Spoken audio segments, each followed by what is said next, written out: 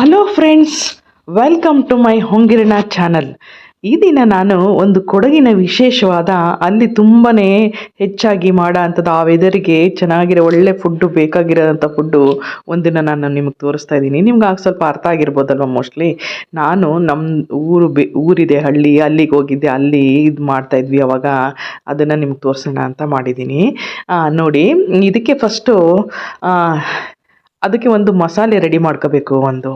ಅದಕ್ಕೆ ಏನೇನು ಬೇಕಪ್ಪ ಅಂದರೆ ಚಕ್ಕೆ, ಒಂದು 4 ಲವಂಗ, ಸ್ವಲ್ಪ ಮೆಣಸು, ಜೀರಿಗೆ ಮತ್ತು ಅರಿಶಿನ, ಸ್ವಲ್ಪ ಖಾರ ಪುಡಿ, ಅಂದರೆ ಖಾರ ಪುಡಿ ಎಲ್ಲ ಅದು ಸಂಬಾರ ಅಂತ ಹೇಳ್ತೀವಲ್ವ, ಧನಿಯಾ ಪೌಡ್ರ್ ಇದೆ ನೋಡಿ, ಅದನ್ನು ಹಾಕಿದ್ದೀನಿ ಇವತ್ತು. ಆ ಪೌಡ್ರನ್ನ ಎಲ್ಲನೂ ಹುರಿದ್ಬಿಟ್ಟು ಪೌಡ್ರ್ ಮಾಡಿಟ್ಕೋಬೇಕು.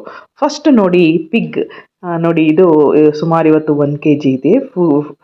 ಪಿಗ್ ತರಬೇಕಾದ್ರೆ ಮೀಟು ಮತ್ತು ಇದು ಬಾರು ಅನ್ನೋದನ್ನು ನೋಡಿ ತೊಗೊಬರ್ತಾರೆ. ಒಬ್ರಿಗೆ ಯಾವ್ದು ಇಷ್ಟ ಆ ಥರ ತರ್ತಾರೆ. ಬಟ್ ಇದು ತುಂಬಾ ಒಳ್ಳೆಯದು ಫುಡ್ಡು. ಇದು ಒಂದು ತಿಂಗ್ಳಿಗೆ ಒಂದ್ಸರಿ ತಿಂದರೆ ಒಳ್ಳೇದಂತ ಹೇಳ್ತಾರೆ. ಬಾಡಿಗೆ ಕೂಲ್ ಆಗಿತ್ತು, ತಂಪಾಗುತ್ತಂತೆ. ಪೈಲ್ಸ್ ಆ ಥರ ಎಲ್ಲ ಬರಲ್ಲ, ಅದು ತುಂಬ ಕಮ್ಮಿ ಆಗುತ್ತೆ ಅಂತಾರೆ. ಹಂಗಾಗಿ ಮೀಟನ್ನ ತಿಂತಾರೆ.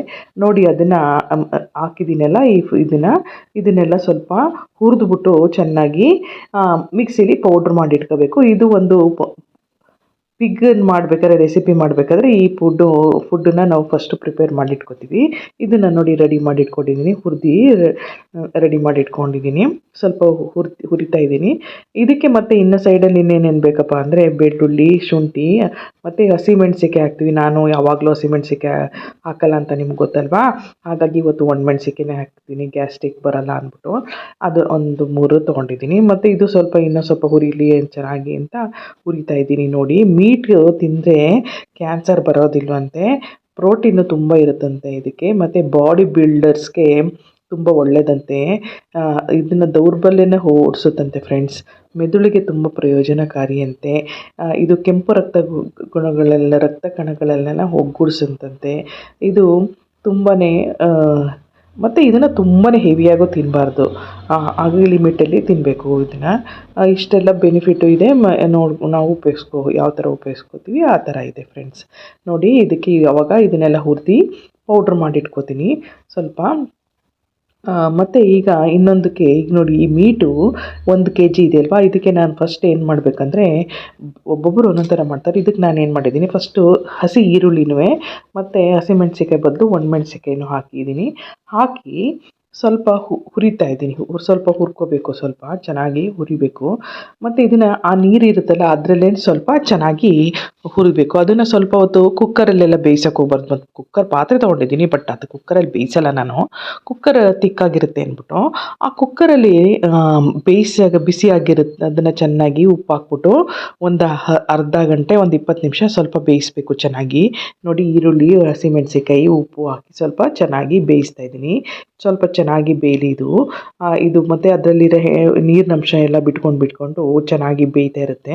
ಅದಕ್ಕೆ ನೋಡಿ, ಸ್ವಲ್ಪ ಹಸಿಮೆಣ್ಸಿಕಾಯಿ ಇದು ಒಣಮೆಣ್ಸಿಕಾಯಿ ಹಾಕಿದ್ದೀನಲ್ಲ, ಅದ್ರ ಬದಲು ಸ್ವಲ್ಪ ಶುಂಠಿ ಮತ್ತು ಅದ್ರ ಜೊತೆಗೆ ಬೆಳ್ಳುಳ್ಳಿನೂ 2 ಜಜ್ಜಿ ಹಾಕಿದ್ದೀನಿ. ಅದನ್ನು ಹಾಕಿ ಸ್ವಲ್ಪ ಚೆನ್ನಾಗಿ ಬೇಯಲಿ. ಮೀಡಿಯಮ್ ಉರಿಲಿ ಸ್ವಲ್ಪ ಚೆನ್ನಾಗಿ ಬೇಯಲಿ. ಇದಕ್ಕೆ ಮತ್ತು ಇನ್ನೊಂದು ಸ್ವಲ್ಪ ಏನು ಬೇಕಂದರೆ ಸ್ವಲ್ಪ ಕರ್ಬೇವಿನ ಸೊಪ್ಪು ಹಾಕಬೇಕು. ಕರ್ಬೇವಿನ ಸೊಪ್ಪು ಹಾಕಿ ಮತ್ತು ಅರಿಶಿನ ಪುಡಿ ಒಂದು 3/4 ಸ್ಪೂನಷ್ಟು ಹಾಕಿದ್ದೀನಿ. 2 ಹಾಕಿ ಸ್ವಲ್ಪ ಚೆನ್ನಾಗಿ, ಹಾಗೆ ಸ್ವಲ್ಪ ಕೈ ಆಡ್ತಾ ಇರಬೇಕು. ಸ್ವಲ್ಪ ತಳನೂ ಹಿಡಿಯುತ್ತೆ ಇದು ಬೇಗ. ಸ್ವಲ್ಪ ನೋಡಿ, ಸ್ವಲ್ಪ ಹಾಲು ಬೆಂದಿದೆ. ಮತ್ತು ಇದಕ್ಕೆ ಸ್ವಲ್ಪ ಖಾರ ಪುಡಿ ಹಾಕಬೇಕು. ಖಾರ ಪುಡಿ ಅಂದರೆ ಸ್ವಲ್ಪ ಸಾಂಬಾರ ಮತ್ತು ಒಣಮೆಣ್ಸಿಕಾಯಿ ಮಿಕ್ಸ್ ಮಾಡಿರ್ತೀವಲ್ವ, ಅದ್ರದ್ದು ಒಂದು 3 ಸ್ಪೂನ್ ತೊಗೊಂಡಿದ್ದೀನಿ. ಮತ್ತು ಅದ್ರ ಪೌಡರ್ ಬೇರೆ ಎಕ್ಸ್ಟ್ರಾ ಕೊನೆಯಲ್ಲಿ ಹಾಕ್ತೀವಲ್ಲ, ಹಂಗಾಗಿ ಇದು ಸ್ವಲ್ಪ ಕಮ್ಮಿ ಮಾಡಿ ಅದನ್ನು ಸ್ವಲ್ಪ ನಮಗೆ ಖಾರ ಎಲ್ಲ ಯಾವ ಥರ ಬೇಕೋ ಅದನ್ನು ನೋಡಿ ತೊಗೋಬೇಕು ನಾವು. ಸ್ವಲ್ಪ ಖಾರ ಪುಡಿ ಹಾಕಿ ಸ್ವಲ್ಪ ಚೆನ್ನಾಗಿ ಬೇಯ್ತಾ ಇರಿ. ನೋಡಿ, ಚೆನ್ನಾಗಿ ಬೇಯ್ತಾ ಇದೆ, ಎಣ್ಣೆ ಎಲ್ಲ ಬಿಡ್ತಾ ಇದೆ. ಅದು ಫ್ಯಾಟು ಎಲ್ಲ ಬಾರ್ ಇರುತ್ತಲ್ಲ, ಅದೆಲ್ಲ ಬೇಯ್ತಾ ಇರುತ್ತೆ ನೋಡಿ, ಬೆಂದು ಅದೇ ಎಣ್ಣೆ ಬಿಡುತ್ತೆ ಫ್ರೆಂಡ್ಸ್. ಹಂಗಾಗಿ ಅದು ಚೆನ್ನಾಗಿ ಬೇಯ್ತಾ ಇದೆ. ಬೇಯಲಿ ಸ್ವಲ್ಪ ಚೆನ್ನಾಗೇ. ಇದಕ್ಕೆ ಕೊನೆಯಲ್ಲಿ ಆ ಪೌಡ್ರ್ ಮಾಡಿದ್ದೀನೋ ಲಾಸ್ಟಲ್ಲಿ ಆ ಪೌಡ್ರ್ ಹಾಕ್ತಾರೆ, ಅದ್ರದ್ದು ರುಚಿನೇ ಬೇರೆ ಇರುತ್ತೆ ಫ್ರೆಂಡ್ಸ್. ಇದನ್ನು ತುಂಬಾ ಕೊಡಗಲ್ಲಿ ತುಂಬ ಜನ ಮಾಡ್ತಾರೆ. ಇದು ನೋಡಿ ಆಗಲೇ ಸ್ವಲ್ಪ ಆಗಿದೆ, ಇದು ಸ್ವಲ್ಪ ಬೆಂದಿದೆ. ಮತ್ತು ಕೊತ್ತಂಬರಿ ಸ್ವಲ್ಪ ಸಣ್ಣಕ್ಕೆ ಪೌಡ್ರ್ ಮಾಡಿ ಹಾಕಿದ್ದೀನಿ. ಕೊತ್ತಂಬರಿ ಸೊಪ್ಪನ್ನ ಪೀಸ್ ಮಾಡಿ ಸ್ವಲ್ಪ ಸಣ್ಣಗೆ ಕತ್ತರಿಸ್ಬಿಟ್ಟು ಹಾಕಿದ್ದೀನಿ. ಚೆನ್ನಾಗಿ ಕುದೀತಾ ಇದೆ. ಸ್ವಲ್ಪ ಇದಕ್ಕೆ ನೀರು 1.5 ಲೋಟ ಅಷ್ಟು ನೀರು ಹಾಕ್ಕೊಂಡಿದ್ದೀನಿ. ನೀರು ಸ್ವಲ್ಪ ಹಾಕಿ ಸ್ವಲ್ಪ ಚೆನ್ನಾಗಿ ಕುದೀಲಿ. ಬೇಯ್ತಾ ಇದೆ ನೋಡಿ ಫ್ರೆಂಡ್ಸ್.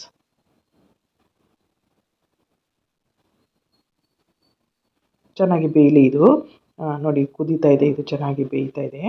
ಚೆನ್ನಾಗಿ ಬೆಂದಾದಮೇಲೆ ಇದಕ್ಕೆ ಖಾರ ಪುಡಿ ಎಲ್ಲ ಹಾಕಿದ್ದೀನಿ. ನೋಡಿ ಬಾರು ಎಲ್ಲ ಎಷ್ಟು ಚೆನ್ನಾಗಿದೆ ಅಲ್ವಾ, ಬೆಂದಿದೆ.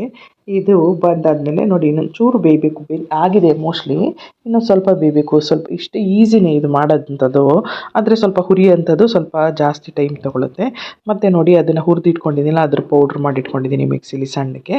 ಅದೆಲ್ಲ ಚೆನ್ನಾಗಿ ನೀರಂಶ ಎಲ್ಲ ಬೆಂದು ಎಲ್ಲ ಆದಮೇಲೆ ಈ ಪೌಡ್ರನ್ನ ಅದಕ್ಕೆ ಒಂದು 3-4 ಮತ್ತು ಸ್ವಲ್ಪ ಪೌಡ್ರು ಎತ್ತಿಟ್ಕೊಂಡ್ರೂ ಆಗುತ್ತೆ. ಅದನ್ನು ಬೇರೆ ಬೇರೆದಕ್ಕೂ ಫಿಶ್ಗೆ ಮಾಡ್ಬೇಕಾರೆಲ್ಲ ಉಪಯೋಗಿಸ್ಕೋಬೋದು. ಇದನ್ನು ಸ್ವಲ್ಪ ಇದಕ್ಕೆ ಸ್ವಲ್ಪ ಹಾಕೋಬೋದು, ಬೇಕಾದ್ರೆ ಫ್ರೆಶ್ ಆಗೂ ಮಾಡ್ಕೋಬೋದು. ಇದನ್ನು ಹಾಕಿ ಸ್ವಲ್ಪ ಚೆನ್ನಾಗಿ ಮಿಕ್ಸ್ ಮಾಡಬೇಕು. ಆ ಪೌಡ್ರು ಸ್ವಲ್ಪ ಕಪ್ಪಗಾಗಬೇಕು, ಕಪ್ಪಗೆ ಹುರಿಬೇಕು.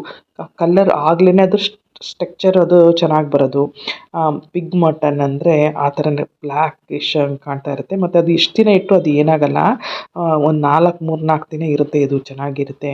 ಮತ್ತು ಇಟ್ಕೊಂಡು ತಿಂತಾರೆ, ಒಂದೇ ಸರಿ ಮಾಡಿಕೊಂಡು ಒಂದೇ ಸರಿ ಮಾಡ್ತಾನೆ ಇರೋಕ್ಕಾಗಲ್ಲ ಅಂತ ಒಂದೇ ಸರಿ ಎತ್ತಿಟ್ಕೊಂಡು 3-4 ದಿನ ಉಪಯೋಗಿಸ್ತಾರೆ. ನೋಡಿ ಫ್ರೆಂಡ್ಸ್, ಈಗ ನಾ ಸ್ವಲ್ಪ ಬೇರೆ ಏನಕ್ಕೂ ಸೈಡಲ್ಲಿ ಫ್ರಿಡ್ಜಲ್ಲಿ ಎತ್ಬಿಟ್ಟು ನಿಮ್ಗೆ ಸ್ವಲ್ಪ ತೋರಿಸ್ತಾ ಇದ್ದೀನಿ. ನೋಡಿ ಈಗ ಪಿಗ್ ಮಟನ್ನು ರೆಡಿ ಆಯಿತು ಫ್ರೆಂಡ್ಸ್.